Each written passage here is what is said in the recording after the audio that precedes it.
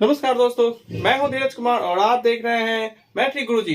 दोस्तों, आज की क्लास में मैं आपको linear equation in two variables में यानी कि पेयर ऑफ लीनियर इक्वेशन में, अगर आप बिहार बोर्ड के स्टूडेंट तो आप इसको हिंदी में दो चर वाले रैखिक समीकरण के रूप में ये चैप्टर पढ़ते हैं। तो इसमें मैं आपको आज बताने वाला हूं एक स्पेशल टाइप का सवाल, जिसमें ये आप कंपेरिजन कीजिएगा a1/a2, b1/b2 और c1/c2। यही वाला तुलना करके पिछला क्लास में मैंने आपको बताया था, इसी पे बेस्ट ये सवाल है, लेकिन स्पेशल कंडीशन में ये चला जाता है। तो आज के हम क्लास में टोटल इसी बेस्ट सवाल को सीखने वाले हैं कि कैसे हम इस तरह के सवाल को बनाते हैं, अलग अलग कंडीशन आएगा। तो चलते हैं फ्रेंड, देखते हैं और क्वेश्चन क्या बोल रहा है पहले वो जानते हैं। सवाल आपके सामने ये है कि के किस मान के लिए निम्न रैखिक समीकरणों के युग्म का, जब भी दो को समीकरण देगा तो उसी को युग्म बोला जाता है। जब दो को समीकरण दे देगा, दो चर वाला रैखिक समीकरण दे देगा दोस्तों, तो दोनों को एक साथ युग्म बोलते हैं। युग्म का मतलब होता है जोड़ा। तो एक जोड़ा क्या होता है? दो को चीज मिलकर एक जोड़ा बनाता है। तो दो चर वाला रैखिक समीकरण देगा दो को, उसी को युग्म बोला जाता है। तो बोला कि दो चर वाला रैखिक समीकरण दिया रहेगा और आपको साथ में एक कंडीशन दिया रहेगा। कोई ना कोई तीन कंडीशन होता है इसमें से। इस सवाल में कोई हल नहीं है का कंडीशन दिया हुआ है और आपसे किसी न किसी चीज का मान पूछा जाएगा। तो यहां आपको के का मान फाइंड आउट करने के लिए बोला गया है। तो सबसे पहले आप क्या कीजिएगा वो देखिए। दो समीकरण देगा तो आपको ऐसे करके इक्वेशन 1 मानना है और दूसरे को इक्वेशन 2 मानना है। इक्वेशन 1 से a1 b1 c1 निकालना है। इक्वेशन 2 से a2 b2 c2 निकालना है। कैसे निकालते हैं वो देखिए। इक्वेशन 1 में बात करते हैं तो x के साथ जो रहेगा a होता है, तो x के साथ a है, तो इक्वेशन 1 है तो यहाँ पे a1 मिलेगा। x के साथ जो होगा वो a1 कहलाएगा। तो a1 की जगह पे क्या है? 3 निकाल लीजिए। फिर y के साथ कोई चीज नहीं है तो 1 गुना में छुपा होगा।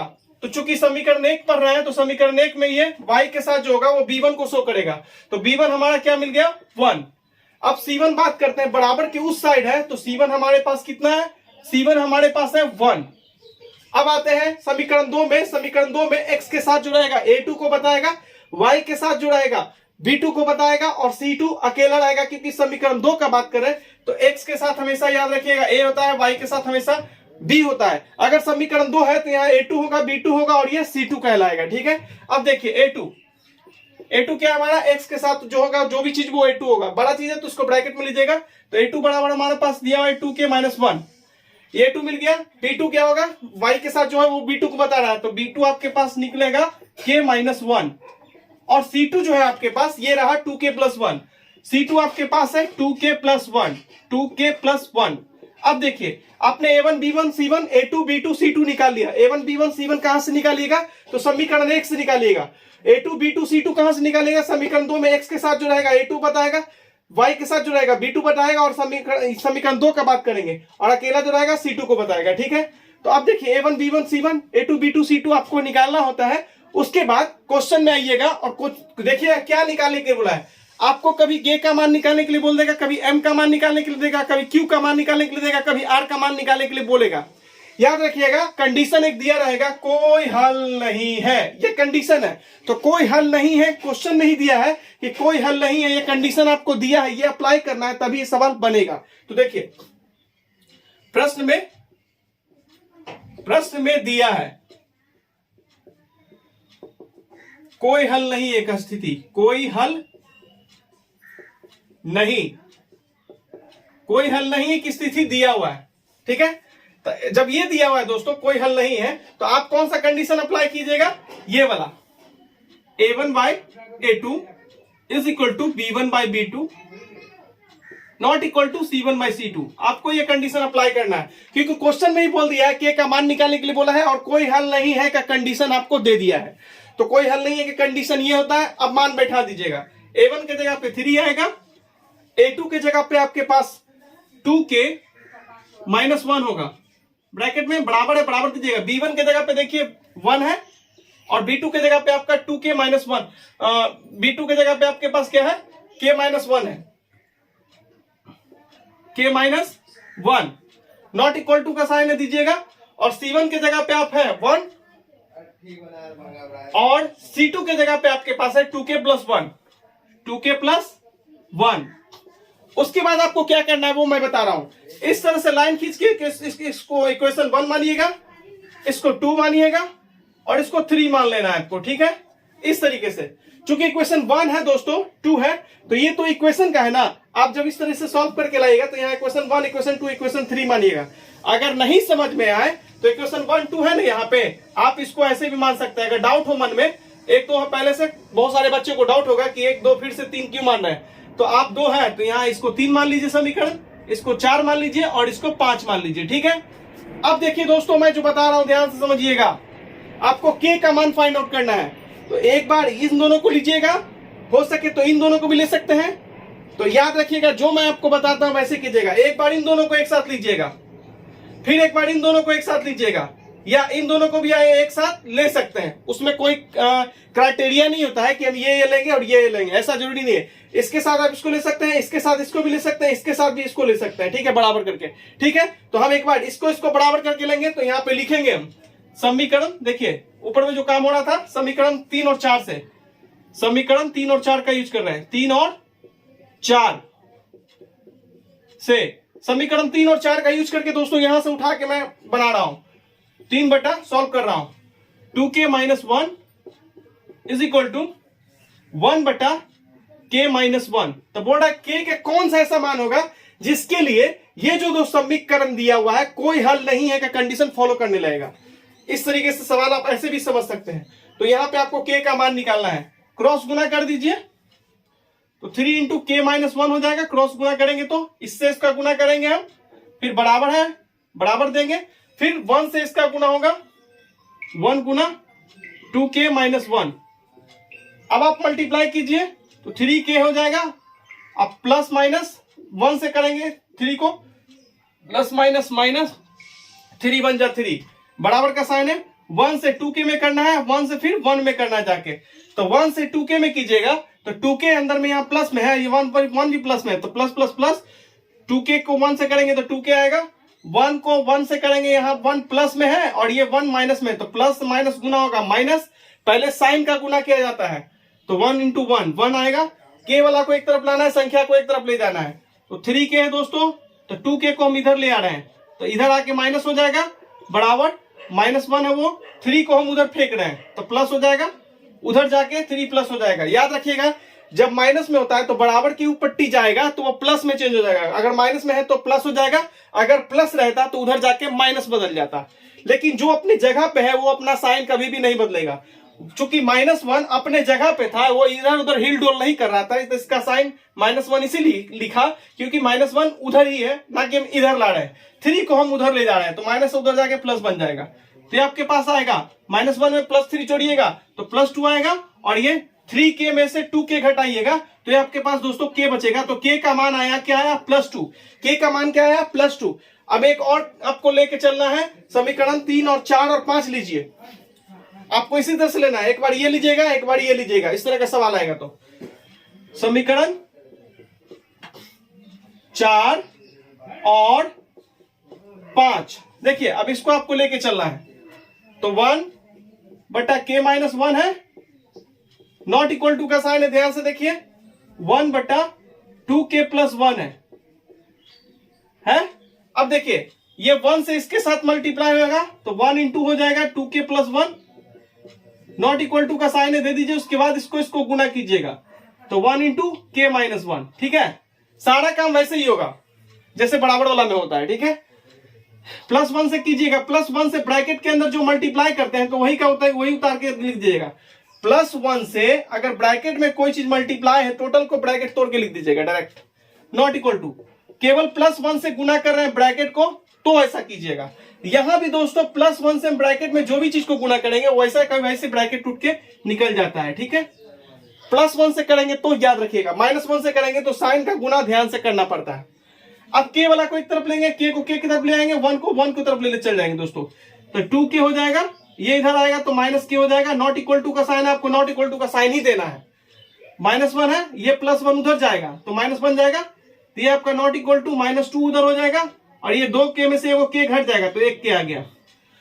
दोस्तों आपको मैं एक चीज बता रहा हूं, k का मान यहाँ +2 है और k का मान नॉट इक्वल टू -2 है, यानी कि ये चीज, ये दोनों ये बता रहा है, ये दोनों हमको ये जानकारी दे रहा है कि k कभी भी -2 को छोड़कर बाकी जो भी मान होगा उसके लिए कोई हल नहीं का कंडीशन ये k बराबर केवल -2 पे ये कंडीशन को फॉलो नहीं कर पाएगा, ठीक है, ये कंडीशन नहीं दे पाएगा k बराबर।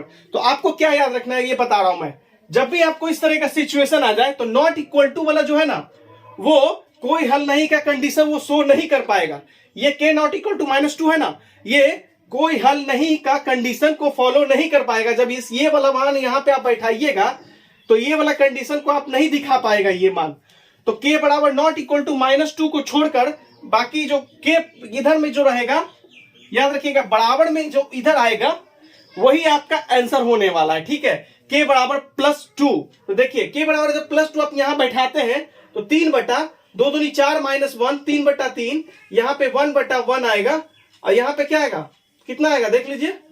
जब यहाँ k बराबर +2 बैठाइएगा इसमें तो ये इस कंडीशन को फॉलो कर देगा, तो आपका आंसर ये होगा, ठीक है। लेकिन k नॉट इक्वल टू -2 यहां पे ये बता रहा है k -2, जब भी आप अगर k नॉट इक्वल टू -2 यहां पे ये चीज ये बता रहा है हमको कि -2 को छोड़कर और बाकी जो मान होगा और बाकी जो भी मान होगा -2 को केवल छोड़कर बाकी जो भी मान होगा इस कंडीशन को फॉलो करेगा। तो यहां पे हमको क्या है, k बराबर +2 आया तो हमको आंसर के रूप में केवल ये लेना है, ठीक है। तो k बराबर +2 आपका क्या हो जाएगा, k बराबर +2 आपका आंसर हो जाएगा, ठीक है। नहीं समझे बात, k बराबर -2 यहां पे ये बता रहा है कि -2 को छोड़कर क्या, -2 को छोड़कर कोई भी नंबर आप उठा के लीजिएगा ना तो इस कंडीशन को ये फॉलो कर जाएगा। जब इसमें बैठाइएगा तो ये वाला कंडीशन को फॉलो करने लगेगा। देखिए k बराबर +2 यहां बैठाइए, 3/2 × 2 -1 4 -1 3/3 काट के आएगा 1 बराबर है बराबर 1, 2 बैठाइए 2 - 1 तो 1 काट के आया 1, नॉट इक्वल टू है, नॉट इक्वल टू का साइन दीजिए। देखिए 1/2 × 2 4 4 + 1 5 1/5 आया। देखिए 1 ये भी दिया 1 ये भी दिया, लेकिन ये 1/5 दिया तो ये कंडीशन फॉलो करवा दिया, तो आपका आंसर ये रहा। उम्मीद करता हूं कि ये सवाल समझ में आएगा। तो काफी कॉम्प्लेक्स सवाल है ये, मैं आपको इस तरह का सवाल और आगे बताऊंगा। चलते हैं नए सवाल पे।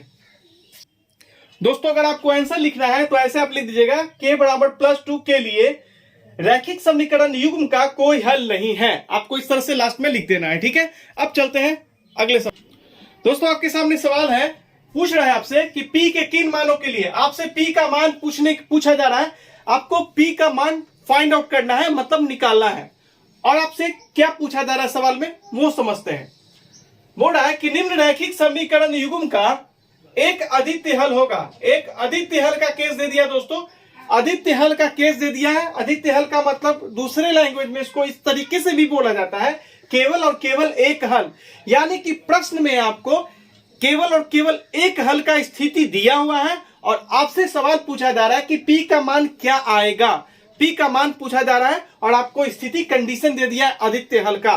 तो आपको कैसे बनाना है, जब क्वेश्चन दिया रहेगा, क्वेश्चन बस इतना ही दिया रहेगा, लाइन पार के आपको समीकरण 1 बनाना है, लाइन पार के इसको दूसरा समीकरण बनाना है। और सबसे पहले आपको काम करना है a1 b1 c1 a2 b2 c2 निकालना है। तो a1 b1 c1 कहां से निकलेगा, समीकरण 1 में x के साथ जुड़ाएगा, a1 को बताएगा। समीकरण 1 में y के साथ जुड़ाएगा, वो b1 को बताएगा। b1 के जगह पे यहां क्या है, +p है तो p लिख लिए। और समीकरण 1 में जो अकेला संख्या रहेगा वो c1 को बताएगा। तो c1 आपके पास +8 है, आपने लिख लिया, ठीक है। अब चलते हैं a2 b2 c2 निकालने। a2 b2 c2 कहां से निकालिएगा, तो समीकरण 2 में आइएगा। समीकरण 2 में x के साथ जो रहेगा वो a2 को बताएगा, 2 दिया हुआ है। समीकरण 2 में y के साथ जो रहेगा वो b2 का मान बताएगा, ये भी 2 दिया हुआ दोस्तों। और समीकरण 2 में जो संख्या रहेगा अकेले वो c2 को बताएगा। यहां तक उम्मीद करता हूं कि आप समझ चुके होंगे, ठीक है। अब आगे का प्रोसेस करते हैं। समीकरण युग्म बोल रहा है कि समीकरण युग्म का अद्वितीय हल है, ये कंडीशन दिया हुआ है और आपको p का मान पूछा जा रहा है। तो आप लिखिएगा, चूंकि समीकरण युग्म का अद्वितीय हल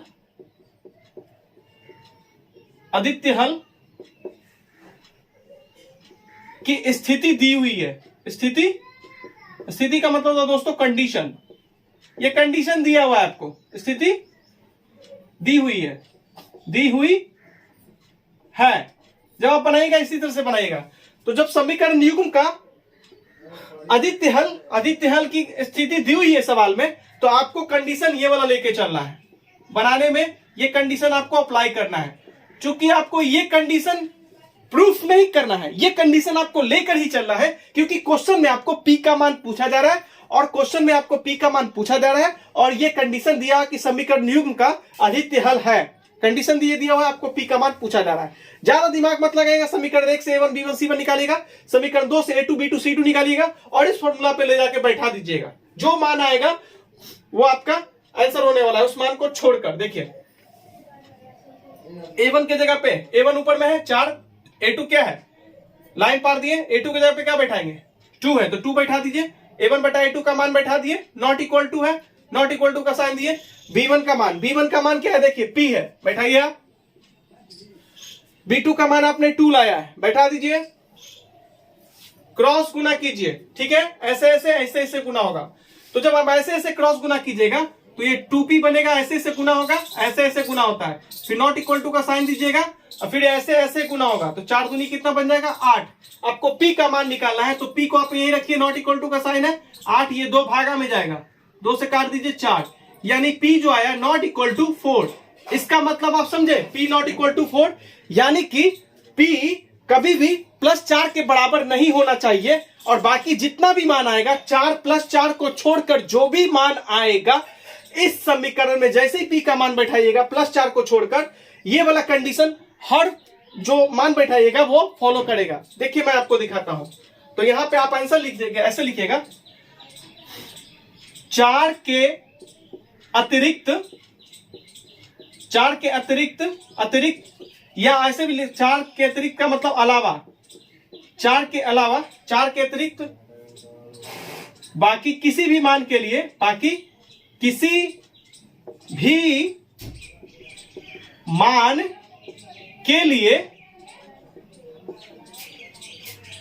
रैखिक समीकरण युग्म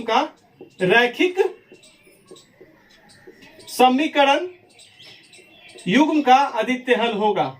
युग्म का आदित्य हल होगा।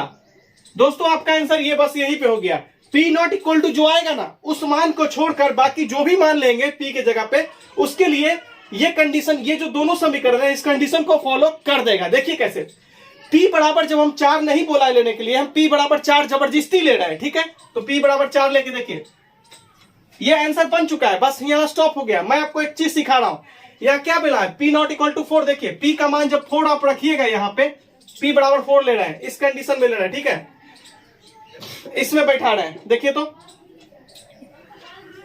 4x प्लस p का मान क्या ले लिए दोस्तों, 4 ले लिए। देखिए मैं आपको एक चीज सिखा रहा हूं, क्या आदित्य हल का कंडीशन शो करेगा जब p बराबर 4 लेके बैठा दिए, बाकी सब तो जो वैसे ही लिख देंगे 2y प्लस 2। देखिए जब p का मान मैंने 4 बैठाया इस समीकरण में, तो ये कंडीशन फॉलो करना चाहिए, ये दोनों समीकरण आदित्य हल वाला कंडीशन फॉलो करना चाहिए अकॉर्डिंग टू क्वेश्चन, लेकिन नहीं करेगा। देखिए कैसे, a1/a2 निकालिए, a1 का मान है 4 और a2 का मान है 2, काटिए, तो 2/1 आया। b1/b2 निकालिए, b1 का मान है 4/2, काटिए, क्या आया, 2/1 आया। दोस्तों हमको जब 4 का मान, जब p का मान, हम ऐसा मान बैठाना था जो कि ये वाला कंडीशन फॉलो करे, a1/a2 not equal to b1/b2 के कंडीशन को फॉलो करे अकॉर्डिंग टू क्वेश्चन, प्रश्न के अनुसार। ये कंडीशन आदित्य हल वाला कंडीशन फॉलो करना चाहिए, p का ऐसा मान होना चाहिए। जब हम p का मान 4 बैठा दिए p के जगह पे, तो जब हम ये कंडीशन a1/a2 वाला कंडीशन लेके देख रहे हैं, क्या ये बराबर दे पा रहा है, नॉट इक्वल टू दे पा रहा है, ये वाला कंडीशन दे पा रहा है। देखिए तो ध्यान से, ये कंडीशन दोस्तों नहीं दे पा रहा है। देखिए आप, a1/a2 का भी मान 1/2 आ गया, 2/1 आया, और b1/b2 का भी मान 2/1 आया। नॉट इक्वल टू वाला केस दे पाया, ये वाला केस दे पाया नहीं ना। तो जब ये वाला केस नहीं दे पाया, इसीलिए बोल रहा है कि p बराबर +4, यानी कि p नॉट इक्वल टू 4, यानी कि p कभी भी बराबर 4 के नहीं होगा।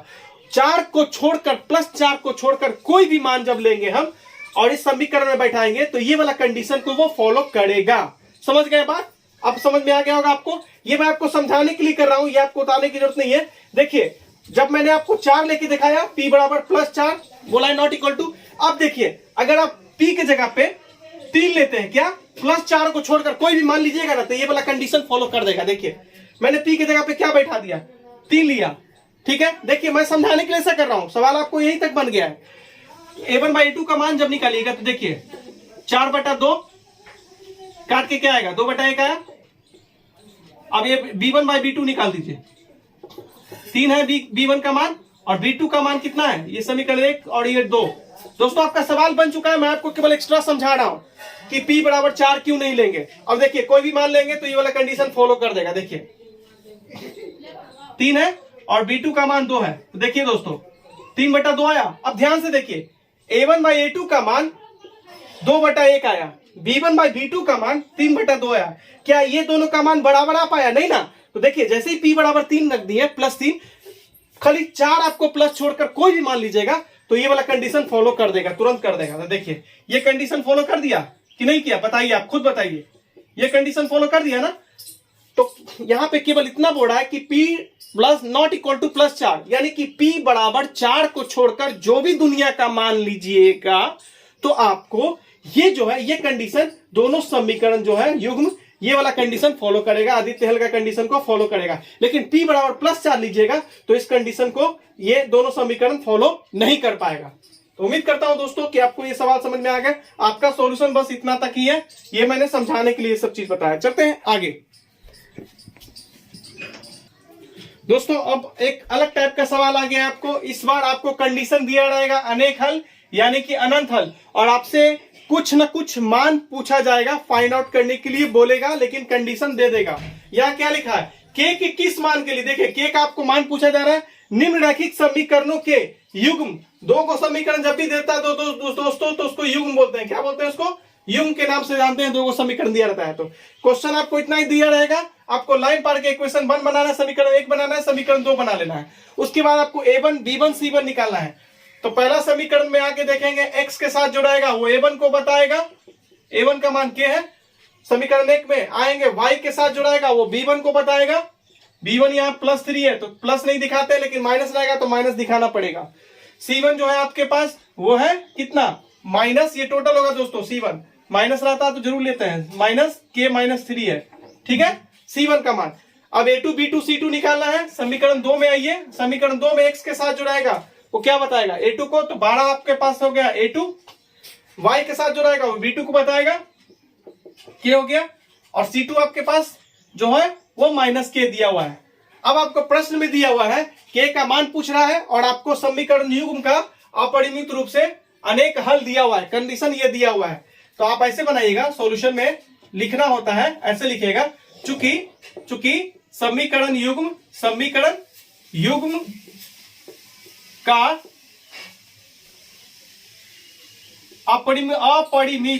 अपरिमित रूप से अनेक हल की स्थिति दी हुई है। अनेक हल यानी कि अनंत हल भी बोलते हैं। अनेक हल की स्थिति, कंडीशन दिया हुआ है दोस्तों, अनेक हल की स्थिति दी गई है। जब ये कंडीशन दिया हुआ तो आपको ये वाला कंडीशन अप्लाई करना है, a1/a2 = b1/b2 = c1/c2। जब भी अनंत हल का कंडीशन दे देगा दोस्तों, आपको ये वाला कंडीशन लेके बनाना है, सवाल को आगे बढ़ना है, ठीक है। a1 का मान देखिए कितना है, k है, बैठाइए। a2 का मान कितना है, 12, बैठा दीजिए, बराबर दीजिए। अब देखिए b1 का मान कितना है, 3 है, बैठाइए। b2 का मान कितना है, k है, बैठा दीजिए। इजिकल टू दे दिए। c1 का मान कितना है, माइनस है, k -3 है। नीचे में देखिए c2 कितना है, c2 आपके पास -k है, माइनस माइनस काट दीजिए। ये आपके पास समीकरण 1 बना, सॉरी 1 2 तो पहले से माने हुए हैं, तो आप समीकरण इसको 3 मानिए, समीकरण इसको 4 मान लीजिए लाइन पार के, और समीकरण इसको लाइन पार के 5 मानिए, ठीक है, सुविधा के लिए। समीकरण 3 हो गया, ये 4 हो गया, समीकरण 5 हो गया। एक बार आपको समीकरण 3 4 लेके बढ़ना है, एक बार आपको समीकरण 4 5 लेके बढ़ना है, और सवाल बन जाएगा। तो देखिए सबसे पहले क्या करेंगे, समीकरण 3 और 4 लेके बढ़ेंगे। समीकरण 3 और समीकरण 4 से दोस्तों इस तरह से आपको लेके चलना है। 3 और 4 को लेके बढ़िए। तो 3 और 4 का चर्चा किए हैं तो उसको पहले उतार लेंगे। एक k बटा 12, 3 बटा k, ठीक है। तो ऐसे क्रॉस गुना करते हैं तो k से k गुना होगा, k स्क्वायर बनेगा, बराबर है बराबर देंगे, 12 3 36 बनेगा। दोस्तों आपने पढ़ा है कि k का जब भी स्क्वायर हटाते हैं तो दूसरे तरफ रूट चढ़ता है प्लस माइनस के साथ।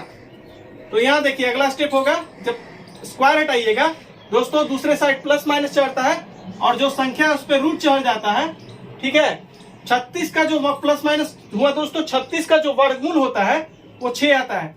तो k का मान दोस्तों आपके पास आया +6 या -6। यहाँ पे आपको k का 2 मान आया, एक आया k का मान +6 और एक बार आपको लेना है k बराबर -6। अभी ये आंसर को अभी ये नहीं बता पाएगा, जब आप 4 और 5 लीजिएगा तभी आपको पता चलेगा कि आंसर k बराबर +6 होगा या k बराबर -6 होगा। इसका मतलब समझे आप, नहीं समझे? यहां ये बोल रहा है कि k बराबर +6 या k बराबर -6, ये बोल रहा है। लेकिन इन दोनों में से कौन सा आंसर चूज करेंगे, वो ये दोनों को सॉल्व करेंगे तब हम पता चल जाएगा। देखिए अब सबसे पहले क्या कीजिएगा, समीकरण क्या लेके बढ़िएगा, 4 और 5। समीकरण 4 और 5 से मैं आपको एकदम तरीका से बताता हूं ताकि आपको हर चीज समझ में आए। जिस चीज का चर्चा करते हैं उसको एक बार उतार दिया जाता है, बराबर k-3 divided by k। Cross गुना कीजिए दोस्तों, बड़ा चीज ब्रैकेट बन जाए, k से 3 का गुना होगा। पहले इसको कैसे भी आप गुना कर सकते हैं, तो k का गुना कर दिए दोस्तों k-3 से, पहले इन दोनों को कोना कोना गुना कर दिया और इधर लिख दिए। कैसे भी कर सकते हैं, इसको गुना करके आप इधर लिख सकते हैं, कोई उसमें थी नहीं है, लिमिटेशन नहीं है। जैसे मन करे आप ऐसे कीजिए, ऐसे गुना करके इधर लिख दीजिए, या इसको गुना करके इधर लिख सकते हैं आप, उसमें कोई थी नहीं है। 3 से गुना किए k को तो 3k बना, k से k गुना हो जाएगा तो k स्क्वायर बना, और माइनस ये 3k होगा दोस्तों, बराबर 3k आया, ठीक है। उम्मीद करता हूं कि आपको ये चीज समझ में आ गई होगी। फिर देखिए आप, फिर इसको आप इधर ले आइए, ये देखिए k स्क्वायर है, 3k है और ये उधर गया k, तो कितना बन जाएगा दोस्तों, तो ये उधर जाके बन जाएगा, सॉरी देखिए आपको क्या करना है वो सिखा रहा हूं मैं। k स्क्वायर हुआ, -3k है, प्लस वाला 3 को आप इधर ले आइए, उधर 0 हो गया। देखिए k स्क्वायर माइनस ये 6k बन जाएगा, बराबर 0। अब यहां फैक्टर में लाना है, यहां भी k है यहां भी k है, k कॉमन निकालिए। k कॉमन निकालने का मतलब दोस्तों, इस टोटल में k है तो k हम बाहर निकाल रहे हैं। इसमें 2 को k है, इसमें 1 को k है, तो छोटा वाला k इसमें है तो छोटा वाला के अनुसार कॉमन बाहर निकालते हैं। तो कॉमन निकालिए, तो यहाँ पे 2 को k था तो 1 को बचेगा, माइनस है तो माइनस, प्लस k निकाल रहे हैं, और यहाँ पे 1 को k था तो 1 को k बाहर निकालिए तो कुछ नहीं बचेगा, तो 6 बचेगा, बराबर 0 है। अब यहाँ पे देखिए ये फैक्टर में आ गया, गुणनखंड में आ गया, ये k गुना, यहाँ गुना छुपा हुआ है, k-6 है। इसका मतलब ये हुआ, यहां से सॉल्व कीजिएगा तो एक बार k बराबर 0 लेना है आपको, और एक बार देखिए k बराबर 0, एक आंसर यहाँ पे ये आया, या अब दूसरा लेना है, गुणनखंड में आ जाता है कोई चीज, तो एक बार गुणनखंड वाला लेना होता है, बराबर पट्टी जो रहता है, और एक बार दूसरा गुणनखंड k-6 है, 2 गुणनखंड है, k है और दूसरा k-6 है गुणनखंड, तो k बराबर एक बार 0 लेना है आपको, एक बार k-6 बराबर 0 लेना है, ठीक है। गुणनखंड जब आता है तो दोनों में ऐसे सॉल्व करते हैं, तो k-6 बराबर 0 आया, तो k बराबर क्या आया आपके पास, +6 आया। अब देखिए दोस्तों, इस समीकरण 3 और 4 को लिए थे तो ये आया था आंसर, और समीकरण 4 और 5 को लेकर आगे बढ़े तो आपको 2 आंसर आया। क्या क्या आंसर आया बताइए, यहाँ पे एक बार k बराबर आया और एक मान आया k बराबर 0, यहां भी 2 आंसर आया, यहां भी 2 आंसर आया। अब छाटेंगे तो याद रखिएगा, दोनों कंडीशन को सॉल्व करने के बाद दोनों में जो चीज आता है वही आपका आंसर होता है। देखिए यहां भी आया k बराबर +6 और यहां भी k बराबर +6 है, तो आपका यहां पे k बराबर जो +6 है वही आपका आंसर होगा। क्या होगा, वही आपका आंसर होगा, यानी कि k बराबर 6 ऐसा मान होगा। इसके लिए ये जो दो रैखिक समीकरण युग्म दिया हुआ है उसके लिए अनंत हल का कंडीशन फॉलो कर पाएगा। क्योंकि दोस्तों यहां भी 2 आंसर आया, k बराबर +6 आया, k बराबर 0 आया, तो हम 0 यहां से छाड़ देंगे, क्यों, और जब 0 का मान बैठाइएगा तो ये कंडीशन फॉलो नहीं कर पाएगा ये क्वेश्चन, ठीक है। और जब k बराबर -6 भी लेके बैठाइएगा इसमें k के जगह पे, तो ये कंडीशन फॉलो नहीं कर पाएगा। कौन सा कंडीशन केवल फॉलो करेगा, k बराबर +6 लीजिएगा, इस समीकरण में k जहां जहां वहां पे 6 बैठाइएगा, और जब इसको आप सॉल्व कीजिएगा तो ये कंडीशन आपको फॉलो करने लगेगा, k बराबर +6 पे। तो आपको ज्यादा नहीं करना है, बस याद रखना है कि सॉल्व करेंगे तो k बराबर 2 का मान आएगा, यहां भी 2 का मान आएगा, तो आंसर वो होगा जो दोनों में ही मिलेगा, दोनों में जो मिलेगा वही आपका आंसर होगा। यानी कि k बराबर 6 मान के लिए निम्न रैखिक समीकरणों के युग्म के अपरिमित रूप से अनेक हल की स्थिति को फॉलो करने लगेगा। तो आपका जो आंसर होगा k बराबर +6, तो यहां लिखिएगा k बराबर +6 मान के लिए रैखिक समीकरण युग्म का अपरिमित रूप से अनेक हल होगा। उम्मीद करता हूं दोस्तों कि आज का क्लास आपको समझ में अच्छे से आ रहा होगा। दोस्तों आज का क्लास आपको कैसा लगा, प्लीज आप हमें मैसेज बॉक्स में लिखकर आप अपने विचार प्रकट कीजिए। अगर आपको हमारा क्लास पसंद आता है तो प्लीज चैनल को सब्सक्राइब करें और अपने दोस्तों को भी चैनल को शेयर करें, ताकि ज्यादा से ज्यादा स्टूडेंट्स तक ये चैनल पहुंच सके और वो क्लास 10 की तैयारी आराम से कर सके। दोस्तों 2023 से मैं फिर एक चैनल आप लोगों के लिए लाऊंगा जिसमें आपको +2 का मैथ में बहुत ही अच्छे तरीके से पढ़ाने वाला हूं, 11 12। तो दोस्तों आप हमारे साथ जुड़े रहिए इसी तरह से और हमें सपोर्ट कीजिए, और ज्यादा से ज्यादा हो सके तो चैनल को शेयर कीजिए। मिलेंगे हम अगले वीडियो में, तब तक के लिए धन्यवाद। जय हिंद, वंदे मातरम।